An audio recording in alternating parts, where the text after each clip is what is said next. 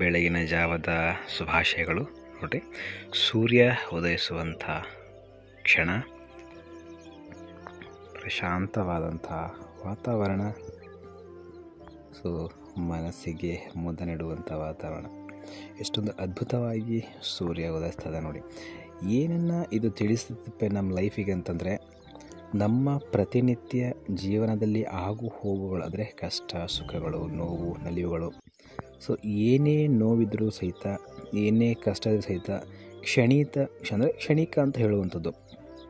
ಶ್ರೀಕೃಷ್ಣ ಪರಮಾತ್ಮ ಹೇಳೋ ಹಾಗೆ, ಈ ಸಮಯ ಇದ್ದ ಹಾಗೆ ಇರೋದಿಲ್ಲ, ಕಳೆದು ಹೋಗುತ್ತೆ ಅಂತ ಹೇಳ್ತಾರೆ. ಹಾಗೆಯೇ ಪ್ರತಿನಿತ್ಯವೂ ನಮ್ಮ ಜೀವನದಲ್ಲಿ ನಡೆಯುವಂಥ ಕಹಿ ಘಟನೆಗಳು, ಸಿಹಿ ಘಟನೆಗಳು ಯಾವ ಕೂಡ ಶಾಶ್ವತ ಅಲ್ಲ.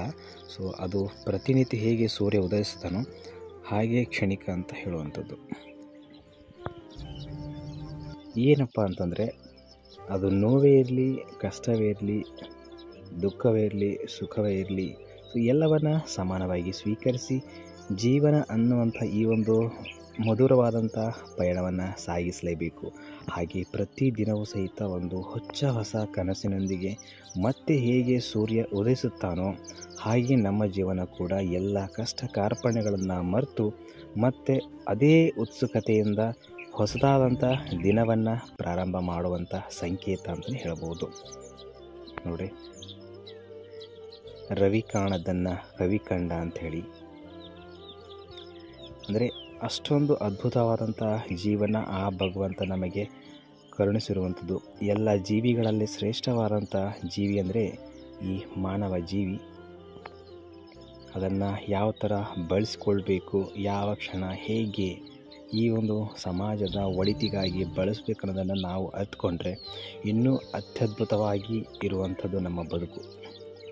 ಮುಂದಿನ ಪೀಳಿಗೆಗೆ ಮಾರ್ಗದರ್ಶನ ಕೊಟ್ಟು ಮಾರ್ಗಸೂಚಿಯಾಗಿ ತಿಳಿಸುವಂಥ ಜೀವನ ಆದರೆ ತುಂಬ ಒಳ್ಳೆಯದಲ್ವ.